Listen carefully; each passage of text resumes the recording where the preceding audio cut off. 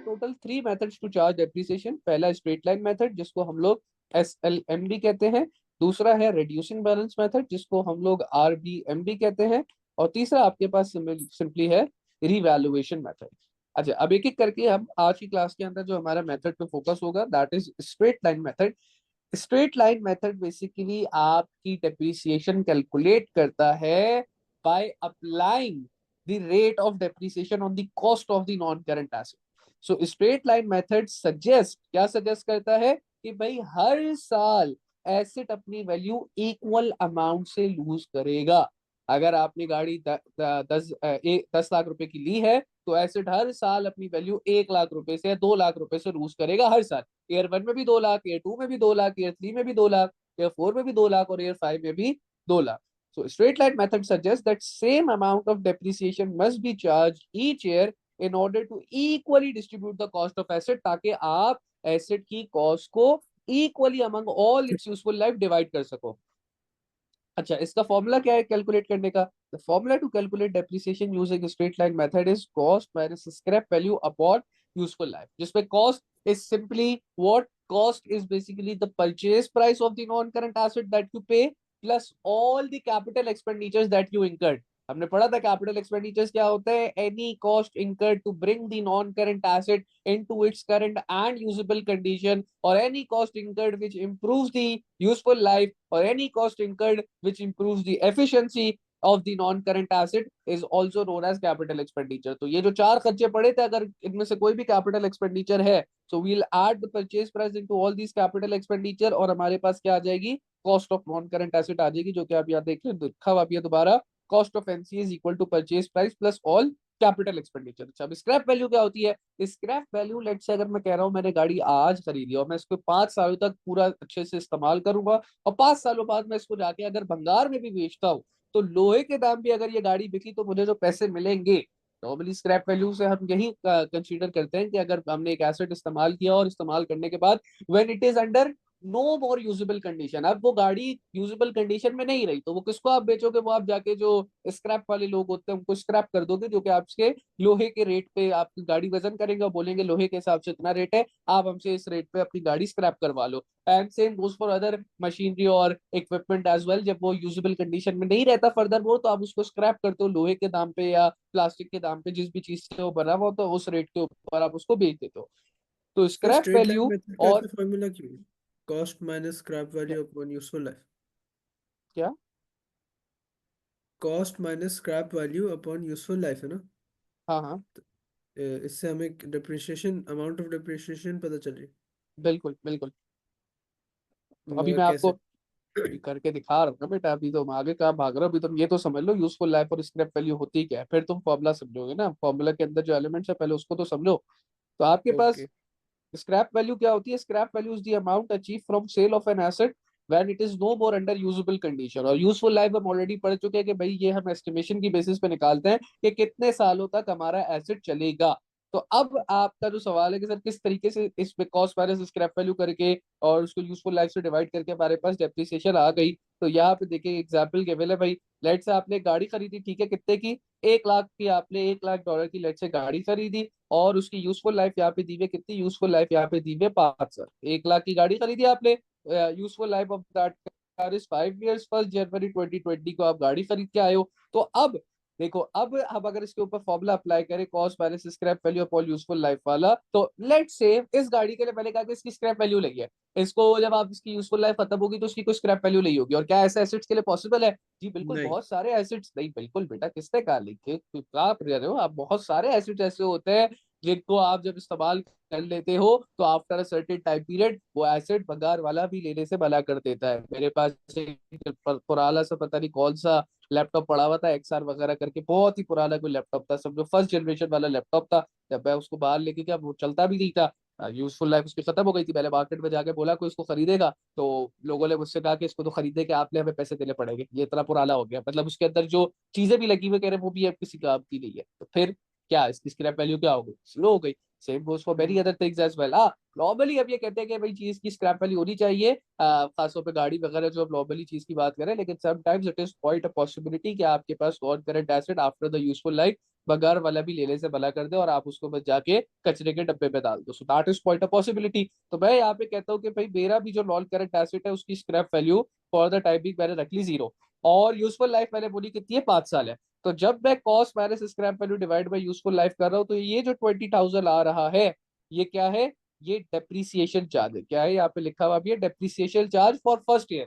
पहले साल डेप्रिसिएशन कितने की चार्ज होगी, 20,000 की। अब क्योंकि ये स्ट्रेट लाइन मेथड है, और हमने अभी पीछे पढ़ा कि स्ट्रेट लाइन मेथड के अंदर, under straight line method, depreciation, amount of depreciation charge every year remain same. तो ईयर 1 में भी 20,000, ईयर 2 में भी 20,000, ईयर 3 में भी 20,000, ईयर 4 में भी 20,000, और ईयर 5 में भी ये 20,000 ही रहेगा। और अगर आप इसको सम करके ऐड करो, तो अगर आप 5 सालों की डेप्रिसिएशन का सम करो, तो 20,000 इंटू 5 ये क्या बन के आ रहा है, ये आपके पास 1 लाख ही बन के आ रहा है। जो कि क्या बता रहा है कि अगर आपने आज गाड़ी खरीदी $1 लाख की, and given that if it doesn't have any scrap value, तो आपने इस गाड़ी, और इसकी यूजफुल लाइफ 5 साल है, तो आपने 5 सालों में गाड़ी की कॉस्ट को इक्वली डिस्ट्रीब्यूट करके कहा ले गए, as a expense income statement के अंदर आपने उसको शो कर दिया। So you don't record it as a whole expense in the year 2020। ऐसा नहीं करना कि 1 लाख की गाड़ी 2020 में खरीदी तो पूरा 1 लाख एक्सपेंस हो गया। No, that would be wrong. अगर आप इस तरीके से काम करोगे, तो you will be going against prudence and matching concept. Like, तो आपने क्या किया, आपने उस गाड़ी की 1 लाख की कॉस्ट को ओवर इट्स यूजफुल लाइफ जो 5 साल थी, उस पर डिवाइड कर लिया। At each year you just took a part of the cost of the non current asset, जो कि 20,000 थी, और 20,000 को आप इनकम स्टेटमेंट में एज अ एक्सपेंस शो कराने लेकर गए। तो इस तरीके से आपके पास एसएलएम मेथड के थ्रू उसकी जो डेप्रिसिएशन है, जो फॉल इन वैल्यू है, वो निकल के आ जाएगी। अब अगर आप, ये सवाल उठता है कि दिल पे कि सर ये हो सकता है, ये अल्लाह हो सकता है आपकी गाड़ी की वैल्यू 20,000 से ना गिरी हो, बिल्कुल हो सकता है सिर्फ 5,000 से गिरी हो सकता है 40,000 से गिर गई हो, लेकिन डेप्रिसिएशन कंपनी की एस्टिमेशन के ऊपर चलता है। कंपनी की जो पॉलिसी है कि भाई 20% के हिसाब से अगर गाड़ी डेप्रिशिएट करनी है, तो 20% के हिसाब से गाड़ी डेप्रिशिएट होगी। और वो सिर्फ कब चेंज होगी, हमने पढ़ा था कि आपका एज पर कंसिस्टेंसी कॉन्सेप्ट, आपकी पॉलिसी आप सिर्फ तब चेंज करोगे, इंक्लूडिंग द डेप्रिसिएशन रेट, जब आपकी पॉलिसी चेंज करने की वजह से your financial statements will reflect a more true and fair view. अगर वो ज्यादा true and fair view represent नहीं कर रहे आपकी चेंजेस की वजह से, तो इट्स नॉट एडवाइजेबल कि आप जो है फिर पॉलिसी का रेट चेंज करते फिरो। And same goes for the PBD rate as well. PBD का रेट भी एक्सपेक्टेड ही है ना, और क्या है। पीबीडी का रेट मुझे थोड़ी पता है कि एग्जैक्टली क्या होगा, हम पास्ट एक्सपीरियंस और मल्टीपल फैक्टर्स को देखते हुए पीबीडी का रेट एक चार्ज करते हैं। So that is same. अगर तो सिर्फ वो रेट तभी चेंज होगा जब उसको चेंज करने की वजह से मेरी फाइनेंशियल स्टेटमेंट्स एक बेहतर ट्रू एंड फेयर व्यू दे। अगर वो बेहतर ट्रू एंड फेयर व्यू नहीं देगी, so I should stick to my original rates. तो ये आपने पहला, अच्छा, एसएलएम के दो फॉर्मूला, ये आपका पहला फॉर्मूला था to calculate depreciation which is cost minus scrap value upon useful life. अब जो दूसरा फॉर्मूला है सेम स्ट्रेट लाइन मेथड का ही, वो क्या है, this method is also called depreciation on cost because the rate, ये वाली बात इंपॉर्टेंट है, because the rate of depreciation is charge on the cost of asset. अब या तो सवाल के अंदर या इवन प्रैक्टिकल कंपनीज के अंदर आपके पास आइदर दो चीजों में से एक चीज गिवन होगी, या तो आपके पास एसेट की कॉस्ट स्क्रैप जो यूजफुल लाइफ होगी, या आपके पास रेट होगा। स्पेशली अगर मैं सवालों से रिलेटेड बात करूं, रियल लाइफ में तो आपके पास अगर एक भी चीज गिवन हो तो आप दूसरी चीज निकाल सकते हो, लेकिन अगर मैं सवाल के परस्पेक्टिव से बात करूं, तो आपके पास अगर तो सवाल के अंदर cost scrap value useful life given है और एसएलएम मेथड बोला हुआ है, तो you should apply this first problem, जो कि क्या है, cost minus scrap value upon useful life. लेकिन अगर आपके पास रेट गिवन है, तो फिर आप रेट किस फिगर के ऊपर लगाओगे डेप्रिसिएशन कैलकुलेट करने के लिए, आप रेट कॉस्ट के ऊपर अप्लाई करोगे। So cost multiplied by the rate of depreciation will give you your amount that is to be charged for depreciation. So that this method तो is ये also, फॉर्मूला लिखा हुआ नहीं है आपने? कि बिल्कुल लिखा हुआ है यहाँ नीचे सारा फॉर्मूला ही अप्लाई किया है, तो फिक्र ना करें आप, लिख भी देता हूँ चलो यहाँ पे, depreciation charge,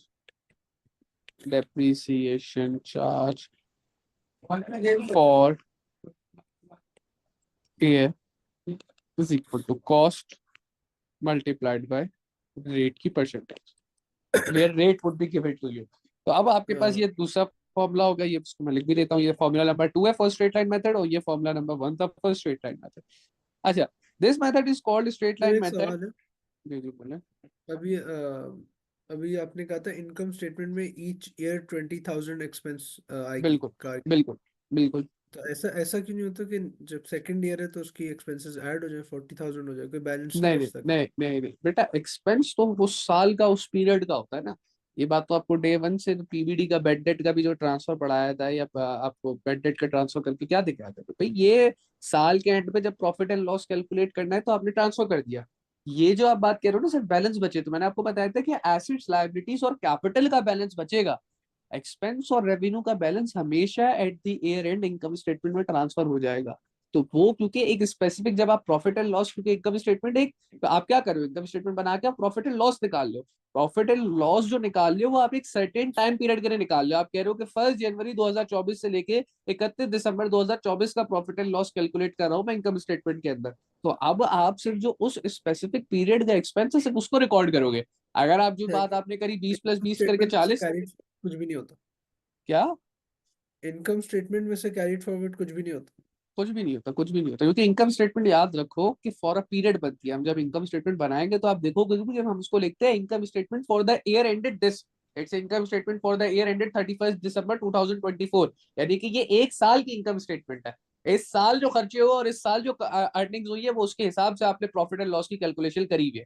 जबकि आप जब बैलेंस शीट बनाते हो, अपनी स्टेटमेंट ऑफ फाइनेंशियल पोजीशन बनाते हो, तो उसमें आप लिखते हो statement of financial position as at 31 दिसंबर। क्यों? क्योंकि स्टेटमेंट ऑफ फाइनेंशियल पोजीशन के जितने भी एलिमेंट्स है, एसेट, लायबिलिटी और कैपिटल, ये तीनों एलिमेंट्स हर दिन चेंज होते हैं, क्योंकि इनका करंट रनिंग डाउन बैलेंस होता है। हर दिन वो बैलेंस जो है वो अपडेट हो रहा होता है। जबकि एक्सपेंसेस और इनकम वो फॉर अ ईयर होता है, for a particular time period होता है, और आफ्टर दैट टाइम पीरियड वो किधर ट्रांसफर हो जाते हैं, इनकम स्टेटमेंट में ट्रांसफर हो जाते हैं to calculate the profit and loss for that particular time period. ठीक है।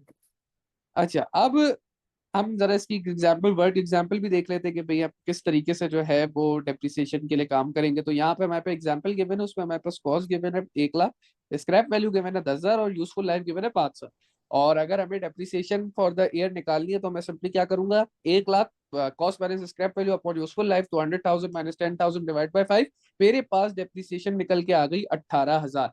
अब क्योंकि ये मुझे पता है स्ट्रेट लाइन मेथड है, क्योंकि ये फॉर्मूला ही जो मैंने लगाया cost minus scrap value upon useful life वाला ही मुझे पता है स्ट्रेट लाइन मेथड का फॉर्मूला है। तो ऑटोमेटिकली मुझे बात पता चल गई कि अब जो डेप्रिसिएशन ईयर 1 के लिए कैलकुलेट हुई है, यही सेम डेप्रिसिएशन ईयर 2 के लिए भी होगी। Same depreciation for year 3, year 4 and year 5, जब तक इस एसेट की यूजफुल लाइफ अचीव नहीं हो जाती। तो अब ईयर 1 की डेप्रिसिएशन देखें कितनी आ गई, कॉस्ट ईयर 1 की 1 लाख थी, डेप्रिसिएशन 18,000। अब जो नई चीज आपने सीखनी है वो ये सीखनी है कि जब आपकी एसेट, क्योंकि आपने बोला depreciation is a gradual fall in the value of non current asset, asset की वैल्यू आप पहले साल के बाद 18,000 से कम हो गई है। और अगेन एक और चीज जो आपने याद रखनी है, just like PBD, provision for bed date, आपकी जो प्रोविजन फॉर डेप्रिसिएशन भी होती है ये भी साल के एंड पे चार्ज होती है। तो ये बात भी आपने याद रखनी है।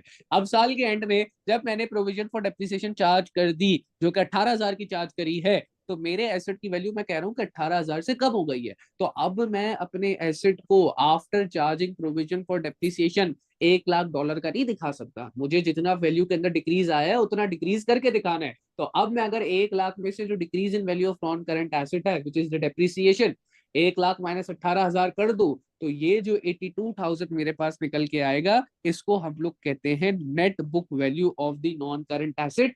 ये वो वैल्यू है जिसके ऊपर अब आप नॉन करंट एसेट को रिकॉर्ड करोगे। सबसे पहले तो आपने उसको रिकॉर्ड किया कॉस्ट पे, लेकिन अब अगर पूरा साल गुजर गया है और आप ये कह रहे हो कि इस एसेट की वैल्यू के अंदर फॉल आ गया है, which you have recorded asset का एज, नाम लिखेंगे। क्या? नेट बुक वैल्यू में एसेट का नाम लिखेंगे।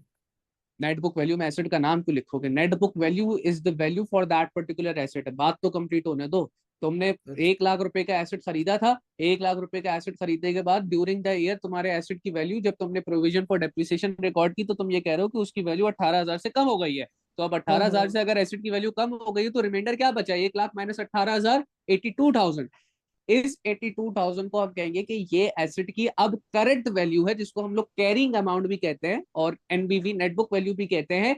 ये वो वैल्यू है जिसको हम कहेंगे कि अब अगर मैं एसेट को अपने शो करूंगा, किधर शो करूंगा? Statement of financial position, balance sheet के अंदर। तो अब मैं इसको इसकी नेट बुक वैल्यू या इसकी कैरिंग अमाउंट पे शो करूंगा। As the word suggest, carrying amount, ये वो अमाउंट है जो कि एसेट अब अपने साथ कैरी कर रहा है, और ये अमाउंट हर साल कम होती जाएगी। क्यों कम होती जाएगी? क्योंकि हर साल मैं डेप्रिसिएशन चार्ज करता जाऊंगा, हर साल मैं कह रहा हूँ कि एसेट की वैल्यू कुछ ना कुछ फॉल हो रही है, तो जितनी जितनी अमाउंट से मैं डेप्रिसिएशन चार्ज करता जाऊंगा, उतनी उतनी अमाउंट से एसेट की नेटबुक वैल्यू नीचे आती रहेगी। तो पहले साल के एंड पे आपकी नेटबुक वैल्यू कितनी आई? 1 लाख माइनस 18,000, आपकी नेटबुक वैल्यू आ गई कितनी? 82,000। अब अगले साल ईयर 2 के अंदर भी, because I am using straight line method, जो अमाउंट ऑफ डेप्रिसिएशन है वो सेम चार्ज होगी, यानी कि 18,000 ही चार्ज होगी। तो अब देखिएगा ईयर 2 में भी 18,000 चार्ज करी, तो पहले कॉस्ट कितनी थी? 1 लाख। 1 लाख में से अब जो टोटल डेप्रिसिएशन है, जिसको हम लोग नाम देते हैं एक्यूमुलेटेड डेप्रिसिएशन का,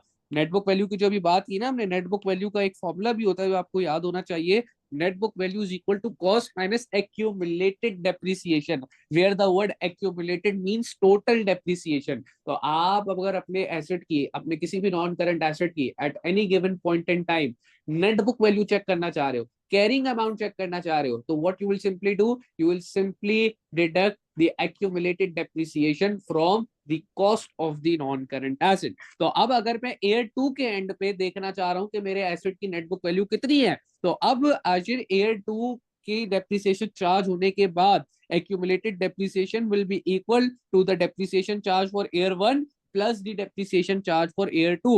since I am using a straight line method, दोनों सालों का depreciation charge बराबर है, which is 18,000। तो 18 plus 18 at the end of year 2, मेरी accumulated depreciation on this particular non-current asset is $36,000। तो automatically at the end of year 2 इसकी net book value कितनी हो जाएगी? $100,000, which is the cost minus the accumulated depreciation, which is $36,000। So 100,000 minus 36,000, I'll get $64,000। और at the end of year 2 मैं अपने asset को record करूंगा किसके ऊपर? उसकी ईयर 2 की नेट बुक वैल्यू के ऊपर, which is 64,000। And the sir वो प्रोसेस हमारे विल, पास मल्टीपल नेटबुक वैल्यूज क्यों आ रहे हैं? एक आनी चाहिए ना एंड में बस। बेटा एक साल की एक आ रही है ना, ईयर 1 के एंड पे एक आ गई 82,000, लेकिन जब आपका एक और फर्दर दूसरा साल गुजरा तो आपकी एसेट की वैल्यू के अंदर फर्दर फॉल आया। आपका जो फर्दर फॉल आया, आपने उसके लिए दोबारा डेप्रिसिएशन चार्ज की। अब क्योंकि आप एसएलएम मेथड यूज करो, तो आपने डेप्रिसिएशन की अमाउंट सेम ही चार्ज की, पहले साल पे 18 साल, 18,000, दूसरे साल पे 18,000। तो आपकी जाहिर सी बात है, जब अगर आपकी एक्यूमुलेटेड डेप्रिसिएशन बढ़ रही है, तो आपने फॉर्मूला देख लिया, net book value is equal to cost minus accumulated depreciation. अगर आपकी टोटल, क्योंकि जाहिर सी बात है जब आपने एक और साल की डेप्रिसिएशन चार्ज किया, तो आपका टोटल डेप्रिसिएशन बढ़ेगा। अगर आपका टोटल डेप्रिसिएशन बढ़ रहा है, तो इट्स ऑब्वियस कि आपकी नेटबुक वैल्यू कम होगी, और नेटबुक वैल्यू हर साल कम होती रहेगी। तो एक साल की नेटबुक वैल्यू फिक्स है, ईयर 1 के ऊपर आपकी नेटबुक वैल्यू फिक्स आ गई थी 82,000, ईयर 2 के एंड पे आपकी नेटबुक वैल्यू फिक्स आ गई है कितनी? 64। अब ईयर 3 में क्योंकि मैं फिर से 18,000 डेप्रिसिएशन चार्ज करूंगा, तो 18 प्लस 18 प्लस 18 ये कितना हो जाएगा? ये हो जाएगा 54,000। अब ईयर 3 के एंड पे एक्यूमुलेटेड डेप्रिसिएशन अगर 54 है, और कॉस्ट तो वही सेम 1 लाख है, तो 1 lakh minus 54 at the end of year 3, मैं मेरी नॉन करंट एसेट को अब जो ईयर 3 के एंड पे नेट बुक वैल्यू है, which is 100,000 minus 54,000, which will be $46,000। Air at the end of year 3 देख लो, मेरे एसेट को मैंने $46,000 की नेट बुक वैल्यू पे रिकॉर्ड किया। और ईयर 4 के अंदर फिर से 18,000 की डेप्रिसिएशन चार्ज हुई, तो नेट बुक वैल्यू फर्दर 18,000 से कम होकर कितनी हो गई? 28,000 हो गई। और ईयर 5 में मैंने दोबारा से 18,000 की डेप्रिसिएशन चार्ज करी, तो नेट बुक वैल्यू कम होकर किधर आ गई? $10,000 पे आ गई। And at the end of useful life आप देख लो, हमने क्या बात करी थी? At the end of useful life आपके पास सिर्फ उतनी ही नेट बुक वैल्यू बचती है जितनी आपके एसेट की स्क्रैप वैल्यू हो। कि अब आप ये कह रहे हो कि भाई मेरी जो एसेट की यूजफुल लाइफ थी वो खत्म हो चुकी है 5 साल बाद, तो अब इस एसेट की बस 10,000 की वर्थ है, 10,000 की इसकी वैल्यू है, मैं इसको जाके मार्केट में 10,000 का स्क्रैप कर सकता हूँ, इससे ज्यादा इस एसेट की वर्थ नहीं है। So that's how you calculate and you record depreciation. अच्छा, अब इसके अंदर तुम बोलो सर इसके अंदर तो क्या कहते हैं, का आपने वही पहला वाला फॉर्मूला यूज किया, दूसरा वाला फॉर्मूला तो यूज ही नहीं किया। तो देखो, दूसरा वाला फॉर्मूला मैं यूज कर सकता हूँ। मैंने पहला फॉर्मूला यूज करके डेप्रिसिएशन निकाल दी कितनी? 18,000। और मैंने आपको ऊपर यहाँ जो फॉर्मूला लिखा है, depreciation charge for year is equal to cost into rate. अब चार्ज मुझे पता चल गया 18,000, वो तो सेम रहेगा because I am using SLF method, उसमें चार्ज की वैल्यू नहीं बदलती। तो कॉस्ट मुझे पता है कितनी? 1 lakh multiplied by rate, rate मुझे नहीं पता। तो मैं इसी को अगर थोड़ा सा फॉर्मूला रिआइट्रेट कर दूं और 1 लाख को उधर ले जाकर 18,000 से डिवाइड करा दूं, तो 18,000 divided by 1 lakh multiplied by five कहाँ 100, गया? तो मेरे फाइव पास कहाँ गया? कौन सा 5? 5 नहीं है ना भाई, आपका जो सेकंड फॉर्मूला है इसमें यूजफुल लाइफ की बात ही नहीं है, तो फिर 5 क्यों लूंगा?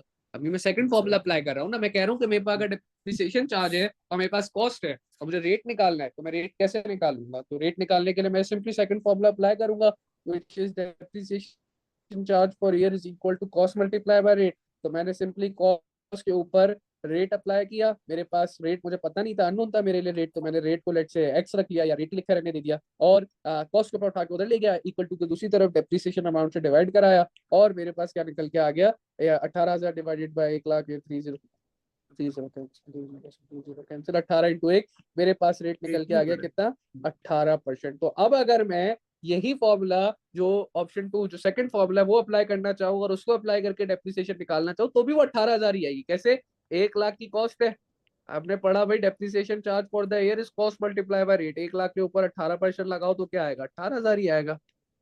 तो इसीलिए मैं कह रहा था कि अगर आपके पास कोई एक चीज भी गिवन है ना, तो आप दूसरी चीज निकाल सकते हो, स्पेशली अगर आपके पास cost, scrap value, useful life given है, तो रेट निकालना डेप्रिसिएशन का कोई इतनी बड़ी मुश्किल बात नहीं रहती। लेकिन हाँ, सवालों के अंदर फिर ये कि उससे जो इन्फॉर्मेशन आपको दी हुई है, आपने उसी इन्फॉर्मेशन को यूज करते हुए डेप्रिसिएशन निकालनी होती है। अगर उसने आपको कॉस्ट, स्क्रैप वैल्यू और यूजफुल लाइफ दिया हुआ है, तो आप जाहिर सी बात है कॉस्ट, स्क्रैप वैल्यू और यूजफुल लाइफ के थ्रू डेप्रिसिएशन निकालोगे। अगर उसने आपको कॉस्ट और रेट दिया हुआ है, तो आप सिंपली कॉस्ट के ऊपर रेट लगा के डेप्रिसिएशन कैलकुलेट कर लोगे, but that is under straight line method. ये सब काम किस में हो रहा है? ये सब काम तब हो रहा है जब मेथड जो स्पेसिफाई किया गया है वो स्ट्रेट लाइन मेथड का मेथड स्पेसिफाई किया गया है।